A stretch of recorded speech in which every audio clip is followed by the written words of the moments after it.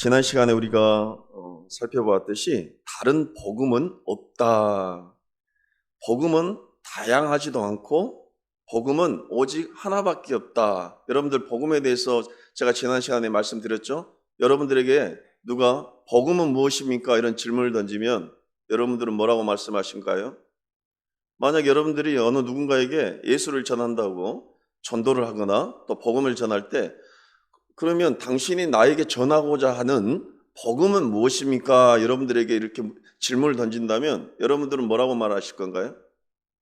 여기 전 예를 들자면 여기 운동하신 분들이 계시기 때문에 유도하신 분도 계시고 태권도 하신 분도 계시지만 당신이 나에게 가르치고자 하는 운동의 내용은 무엇입니까? 그러니까 그 운동의 내용에 대해서 가르치는 거죠. 예를 들어서 유도하신 분이 유도 간판을 걸어놓고 그 안에 갔는데 이 사람이 유도를 한 사람이 아니에요. 그러면 그 안에서 예를 들어서 다른 운동을 가르치고 있으면 그건 거짓 운동이 되는 거죠. 가짜죠, 그건. 그렇지 않습니까? 예를 들어서 이런 거죠. 내가 먹고 살기 위해서, 내가 어느 이익을 창출하기 위해서, 내가 무언가를 어떤 다른 목적을 위해서 이런 간판을 걸어놓고 사람을 모집해서 다른 내용을 가르치는 것은 거짓인 거죠. 가짜인 거죠.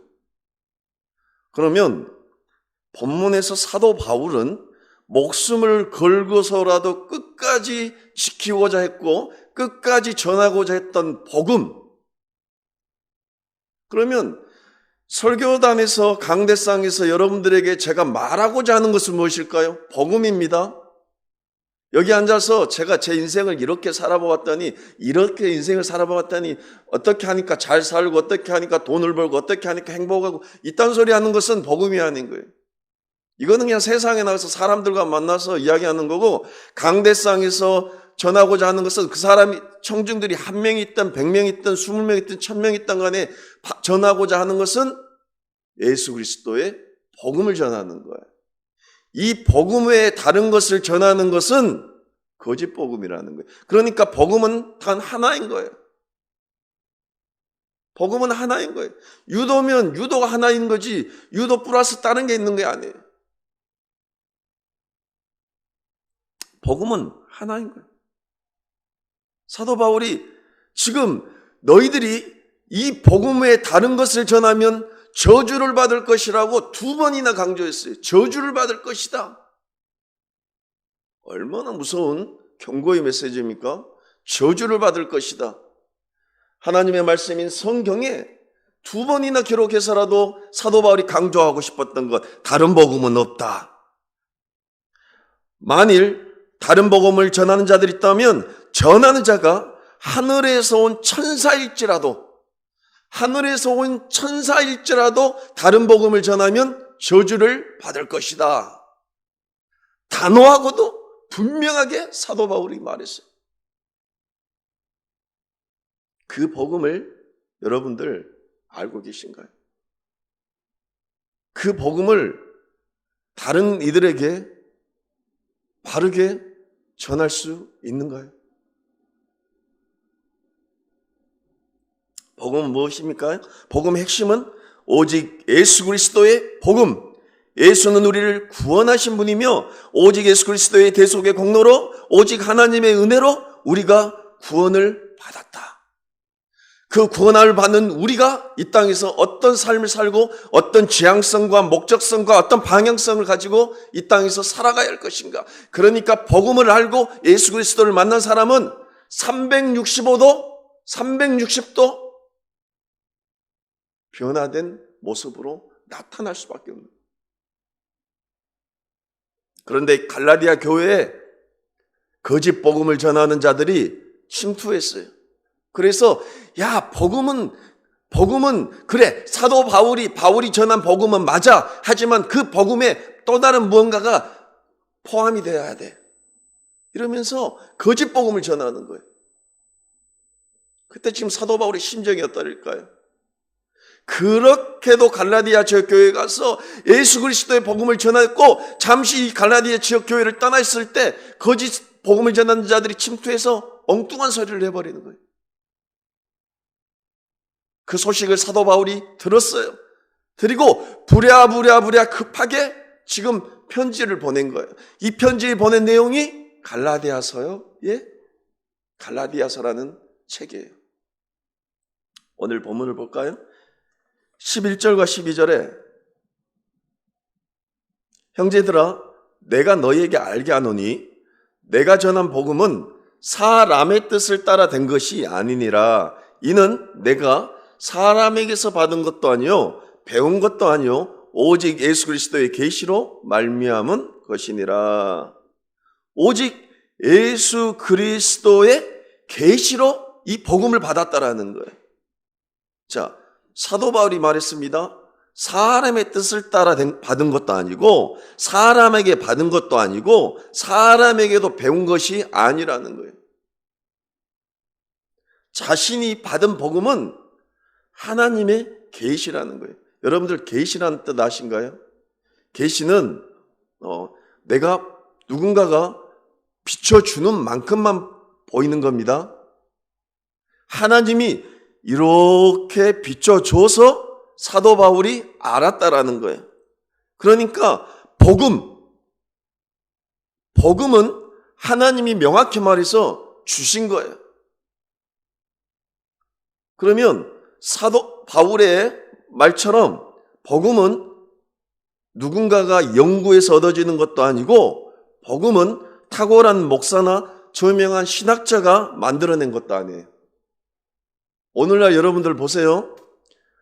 목사가 마치 무언가를 새로 발견하는 마냥, 목사가 뛰어난 계시가 있는 마냥 막 무언가를 새로운 것들을 학문을 연구해서 뭔가 나만 아는 것 마냥 내가 말하는 이 설교, 내가 말하는 이 복음, 내가 말하는 이 말만 맞다라고 주장한 것은 사실은 위험한 거예요. 사실은 아주 위험한 발상들이에요. 나를 따르라. 내 말이 맞아. 그리고 다른 사람들이 말하는 이 말들은 틀렸어. 이런 사람들이 얼마나 많은 줄 아십니까? 야, 그러니까 예배는 이렇게 드려야 되는 거야. 야, 하나님은 이런 분이야. 그런데 신기할 정도로 많은 사람들이 그런 사람들을 좋아합니다. 인간들은 무언가가 새롭고 무언가가 독특하고 무언가가 좀 자극적인 것들을 가지고 야, 맞아. 야, 저 목사님 말씀이 정말 진리의 말씀이야. 이런 성향들이 참 많아요, 인간들한테. 다시 말하지만 복음은 탁월한 목사가 저명한 신학자가 만들어낸 것이 아니에요. 설교의 후반부에 제가 말씀드리겠지만 복음의 모든 메시지, 복음의 모든 내용은 어디에 담겨져 있냐면 성경에 다 기록되어 있어요. 하나님의 말씀이 성경에 기록되어 있어요. 그러니까 명확히 말해서 설교자는 어떤 것을 전하냐면 성경에 기록되어 있는 말씀을 잘 해석해서 여러분들에게 그 말씀을 여러분들이 잘 이해할 수 있도록 잘 전달하는 사람, 그 역할을 하는 사람이 설교자인 거예요. 설교자가 뛰어난 계시를 받아가지고 나만 독특하게 하나님의 말씀을 전할 수 있다. 위험한 거예요, 그게. 여러분들에게 질문을 한번 해볼까요? 하나님은 사람이 연구해서 알 수 있는 존재라고 생각이 되신가요? 여러분들이 뭔가를 자꾸 연구하다 보니까 내가 하나님을 알 수 있다. 한번 생각을 해보세요. 내가 무언가를 연구하니까 내가 하나님을 알 수 있다. 하나님의 존재를. 아니죠. 하나님이 자신이 계시해 주셔야 우리는 하나님을 알 수 없어요. 알 수가 있는 거예요. 그러니까 실은 여러분들이 하나님을 아신다는 것은 뭐냐면 이미 성령께서 여러분에게 있어서 하나님을 계시해 주시는 거예요. 믿음조차도 하나님이 주시는 거예요. 내가 아무리 믿고 싶어도 하나님께서 믿음을 주시지 않는 사람은 살아계신 하나님이 믿어지지가 않는다라니까요. 그냥 허구의 인물일 뿐이에요, 하나님은.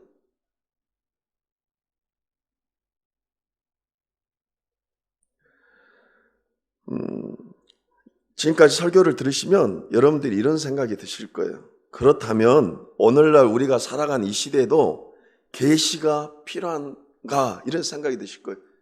오늘날 이 시대에도 계시가 필요할까요? 좀 오래된 일이지만 어떤 분이 저에게 오셔서 하나님이 자신에게 계시해 주셨다는 거예요.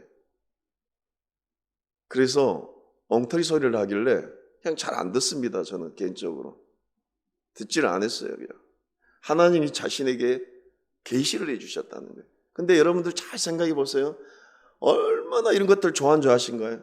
제가 이제 유튜브를 저녁밥을 아내랑 식사를 하면서 유튜브를 보았습니다. 사실은 오늘 이 설교 끝까지 듣지도 않지만 보지도 않지만 오늘 또 설교를 위해서 한번 보았어요. 설교의 내용과 좀 연결돼서 사주팔자, 관상 이런 것들 그리고 오늘날도 계시를 해준다 뭐 이런 유튜브들이 있더라고요.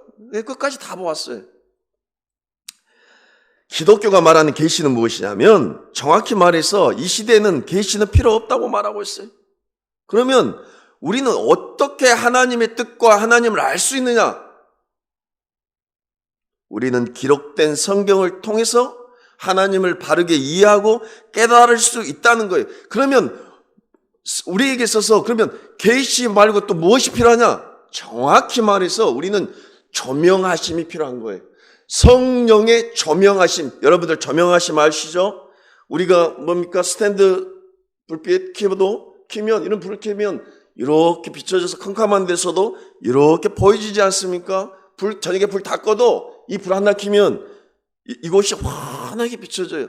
성령께서 성경을 통해서 우리에게 조명하여 주시는 거예요. 하나님을 알고 싶으십니까? 여러분들 성경을 읽으세요. 하나님의 뜻에 대해서 알고 싶으신가요? 내가 내 삶 가운데서 이제 어떻게 살아야 되고 그분으로 인해서 내 삶의 가치가 어떻게 변하고 난 이 땅에서 어떻게 살아가야 되는가에 대해서 알고 싶으신가요? 하나님의 뜻에 대해서 알고 싶으신가요? 성경 안에 성령께서 조명하여 주셔서 우리에게 어떻게 말하고 있냐면 밝히 깨닫게 해주신다 했어요. 밝히. 이거란 것이 없으면 자꾸 우리는 무엇으로 향합니까? 엉뚱한 방향으로 가는 거예요. 제가 좋아하는 책 칼빈의 기독교 강요에서 성경에 대해서 이렇게 말하고 있어요. 성경은 하나님의 말씀으로서 그 자체로 완전한 권위가 있다. 성경은 성령이 인이자 보증으로서 하나님의 말씀을 내적으로 증언하신다. 거룩한 성경의 모든 책은 어떤 다른 책들보다 훨씬 뛰어나다. 성령의 역사 가운데 성경은 그 자체로 믿을 만하고 그 자체로 믿어진다. 그리고 성령님은 성경과 무관하게 역사하지 아니하신다. 이렇게 말하고 있어요. 얼마나 확고합니까? 사도 바울은 오늘 본문에서 자신이 받은 계시는 오직 예수 그리스도의 계시로 말미암은 것이다. 이렇게 말하고 있어요. 여러분들도 다 아시겠지만 모르신 분들을 위해서 잠시 설명해 드릴게요. 사도 바울이 다메섹 도상에서 예수 그리스도를 인격적으로 만났습니다.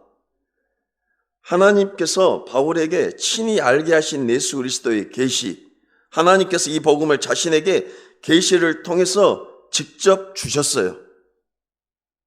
한번 생각을 해 보십시오. 사도 바울이 다메섹 도상에서 좀 더 제가 더 쉽게 설명을 해 드릴까요?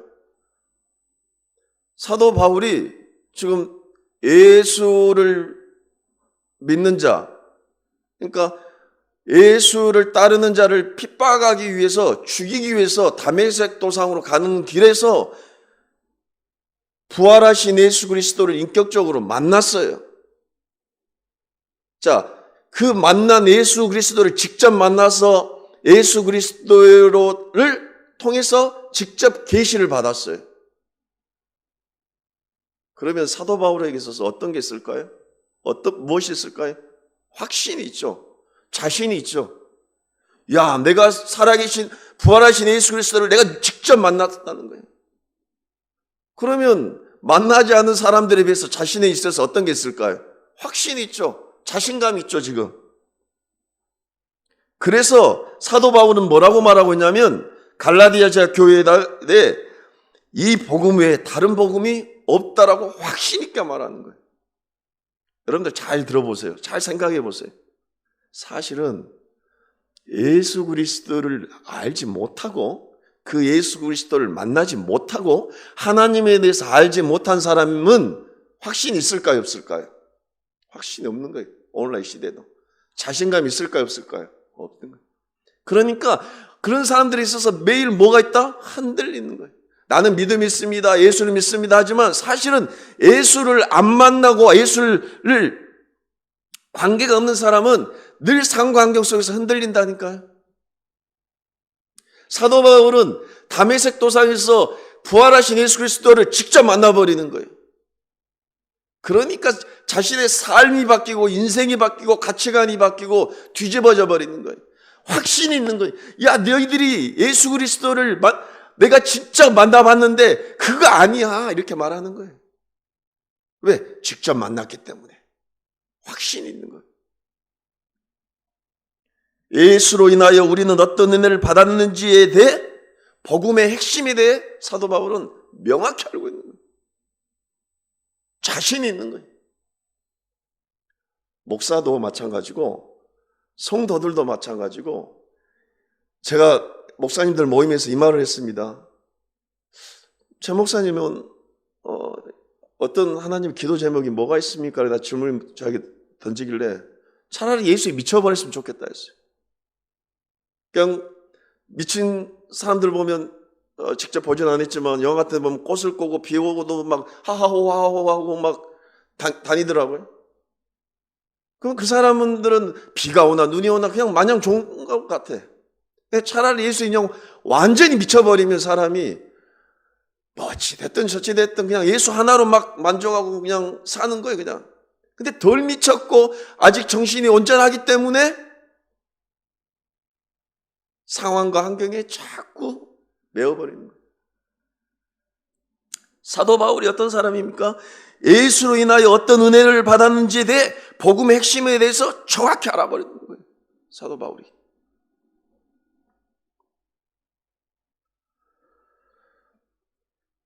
이런 사도 바울의 복음의 핵심을 하는 이 사도 바울은 지금 갈라디아 교인들에게 이제 자신의 과거를 예로 들어서 너희들이 무엇이 잘못됐는지 아니 하면서 자신을 예를 들으면서 지금 설명을 해나갑니다. 13절과 14절 한번 볼까요? 내가 이전에 유대교에 있을 때 행한 일을 너희가 들었거니와 하나님의 교회를 심히 박해하여 멸하고 내가 내 동족 중 여러 영갑자보다 유대교를 지나치게 믿어 내 조상의 전통에 대하여 더욱 열심히 있었으나 이 사도 바울이라는 사람이 예전에 어떤 사람이었냐면 본문을 봐보십시오. 내가 이전에 유대교에 있었어요. 여러분들 유대교는 오늘날 이 시대 유대교입니다. 이스라엘들 가면 유대교를 믿는 자들 많이 있죠. 유대인들. 유대교는 하나님에 대한 열심이 있습니다. 하지만 쉽게 말해서 이들은 예수는 믿지를 않아요. 예수를 메시아라고 믿지는 않습니다. 이 사도 바울은 예전에 유대교에 있었는데 여러 영갑자보다 유대교를 지나치게 믿어 내 조상의 전통에 대해 열심히 있었는데 이들이 뭐하는 사람? 이 사도 바울은 하나님에 대해서 열심히 있었지만 사실은 하나님의 교회를 심히 박해한 사람이 이거 모순이지 않습니까? 여러분들이 생각을 해보셔도 이 성경에 대해서 여러분들이 잘 모르신 분들이 얼핏 듣기에는 아니 하나님에 대한 열심이 있었는데 왜 교회를 핍박했지 이 사람이? 여러분들 이 시대에도 그런 사람들이 있을까요 없을까요? 잘 들어보십시오. 바울은 율법, 유대교에서 소중하게 여기는 전승에 열심히 있었어요. 쉽게 말해서 율법, 이 하나님의 말씀, 구약에 있는 이 말씀에 열심히 그러니까 사랑을 했고 이것을 해라 말하고 이 교회 안, 이 율법 안에 유대교 안에 있는 이 법칙 무엇은 이렇게 하고 제사를 지냈든 어떻게 하고 이런 것들을 사랑한 사람이에요. 그리고 이 사도 바울이라는 사람에 대해서 제가 좀 설명을 해드릴게요. 이 시대 최고의 학자가 누구였냐면 이 사도 바울이 살았을 때 최고의 학자 가말리엘이요. 가말리엘. 이 가말리엘 문화에서 학문을 배운 사람이에요. 이 시대로 말하면 최고의 학자, 최고의 학교. 어디가 될까요? 우리나라로 말하면 뭐 서울대로 칩시다. 그러면 서울대에서 서울대 최고의 교수에게 친히 수제자로 공부를 했던 사람이에요. 사도 바울이. 엘리트 중에 엘리트. 율법, 유대교의 전승, 하나님에 대한 열심이 있었어요. 그런데 왜 13절에 하나님의 교회를 박해하고 멸하였다고 말을 했을까요? 왜? 이렇게 제대로 배우고 이대로 이렇게 하나님에 대한 열심이 있고 하나님에 대해서 잘 아는 이 사도 바울이 왜 하나님의 교회를 심히 박해하고 멸하여, 여기서 멸한다는 말은 교회를 무너뜨리고 죽이려고 했을까요? 왜 그랬을까요? 14절에 답이 나와 있어요. 내가 내 동족 중 여러 영갑자보다 유대교를 지나치게 믿어 내 조상의 전통에 대하여 더욱 열심히 있었으나, 이런 거예요. 참된 복음, 참된 하나님에 대해 진리에 대해서 사도 바울은 알지 못한 거예요. 왜? 사도 바울은 율법과 전승을 사랑했어요. 그래서 사도 바울이 지금 복음에 선포되는, 복음의 진리가 선포되는 교회의 가르침을 들었을 때 오히려 사도 바울은 맞아, 진리다, 맞아, 그게 맞아 이렇게 생각하지 않고 오히려 하나님을 모독하는 자들로 그들은 여긴 거예요. 여러분들, 교회 안에서도 이런 것들이 되게 많습니다. 우리 교회의 법은 이래, 우리 교단의 법은 이래, 우리 교회의 역사가 이르고 우리 교회의 전통은 이래, 그래서 우리 교회의 전통을 따라야 돼. 이런 것들로 우리는 엄청나게 매여 있는 거예요. 진짜 진리를 알지니 진리가 너희를 자유롭게 한다는 예수 그리스도의 복음은 뒤로 하고 온통 이런 법칙에 우리는 쌓여서 이게 진리하려는 거예요. 그래서 우리 교단의 법을 너희들이 공격을 해? 우리 교회의 전통을 너희들이 무시해? 그러면 잘못된 거야 하면서 우리는 공격성. 이게 편협한 거죠, 이게.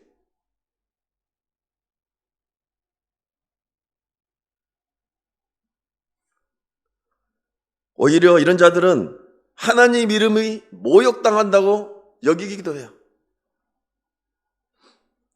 내가 예전에는 이렇게 살았는데, 사도 바울은 내가 예전에는 이렇게 살았는데 하나님이 개입하시고 간섭하셔서 자신에게 복음을 계시해 주셔서 내가 이제 바로 알았다라는 거예요. 내가 이제 바로 알았으니 이제는 예수 그리스도의 복음만을 전한다는 거예요. 교회를 오래 다녔기 때문에 성도가 되는 것은 아닙니다. 교회 일을 열심히 한다고만 해서 성도가 되는 것은 아니에요. 참된 성도는 예수 그리스도를 인격적으로 만나야 돼요. 그래서 여러분들에게 제가 하고 싶은 말은 그 예수 그리스도를 인격적으로 만나셔야 돼요. 신학교를 다닌다 해서 예수 그리스도를 인격적으로 만나는 것이 아니에요. 예수 그리스도를 인격적으로 만나지 않고서도 목사는 할 수 있는 거예요. 예수 그리스도를 인격적으로 만나지 않고 교회를 10년, 20년 다닐 수가 있어요. 예수 그리스도를 인격적으로 만나요. 예수 그리스도를 인격적으로 만나고 나와서 자연적으로 따르는 행위, 행동, 삶, 그게 참된 성도의 삶인 거예요. 사도 바울은 예전에 열심은 있었어요. 하지만 방향이 잘못되었어요. 로마서 10장 2절에서 3절에 내가 증언하노니 그들이 하나님께 열심히 있으나 올바른 지식을 따른 것이 아니니라. 하나님의 의를 모르고 자기 의를 세우려고 힘써 하나님의 의에 복종하지 아니하였느니라. 알고 보니까 열심은 있었어요. 그러나 알고 보니까 하나님의 의를 세우려고 했던 것이 아니라 자기 의를 세우려고 했던 거예요. 내가 열심은 했어요. 20년, 30년이 될 수가 있고 1년이 될 수가 2년이 될 수가 있고 신앙생활하면서 열심은 있었어요. 근데 알고 보니까 텅 빈 강정인 거예요. 안고 없는 찐빵이 되고 그 안에 깊이 들어가 보니까 내 잘남을 뽐내기 위한 거였어요. 목사인 저에게도 적용이 될 수가 있고 앉아 계신 여러분들에게도 적용이 될 수 있어요. 나는 내가 이 자리에서 앉아서 개척교회 목사로서 열심을 가지고 내가 마치 진리를 수용한 마냥 하지만 그 안에 깊이 들여다 보니까 내 잘남을 뽐내려고 할 수가 있고 내 의를 쌓으려고 할 수가 있고 그래서 목사가 되고자 하는 사람, 사역을 하고자 하는 사람에게 사실은 왜라는 질문을 우리는 끊임없이 던져봐야 돼. 내 자신에게 내가 왜 이걸 하려고 그러는지. 그러면 한 명이 있든 두 명이 됐든 감사와 기쁨으로 사역을 할 수가 있지만 이 목적에서 어긋나게 우리가 생각을 했다면 끊임없이 죽을 때까지 괴로움만 쌓아지는 거예요. 왜? 내 의가 안 쌓아지니까.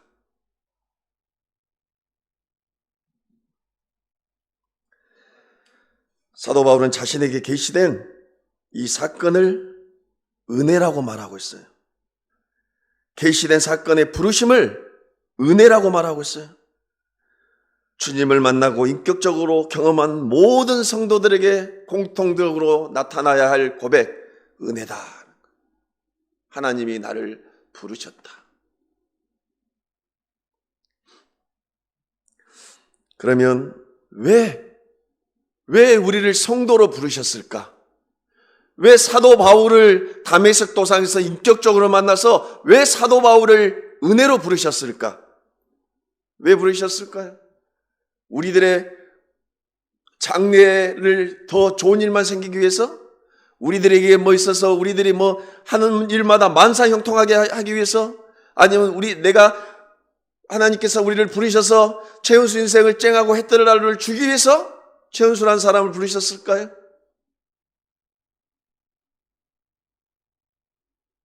아니죠. 다메섹 사건 이후 바울에게 주신 계시의 핵심은 하나로 전결되어 여러분을 부르신 이유는 하나로 전결이 되는 거예요. 어떤 이유? 16절에 그의 아들을 이방에 전하기 위하여 복음을 먼저 우리에게 주시고 그 복음을 세상 만곳에 전하기 위해요.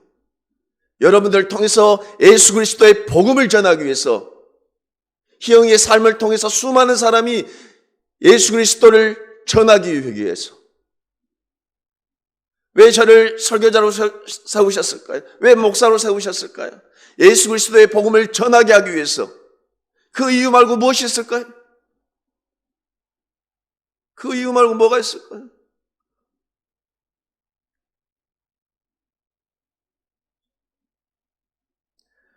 그의 아들을 이방에 전하기 위하여 그를 내 속에 나타내시기를 기뻐하셨을 때 내가 곧 혈육과 의논하지 아니하고 다시 한번 읽겠습니다.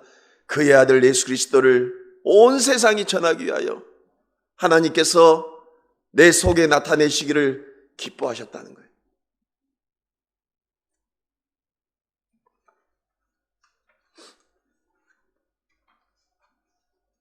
말씀을 정리합니다. 예수 그리스도가 누구신가요? 메시아입니다. 하나님의 아들이시고 이 땅에 인간의 몸을 입고 오셨습니다.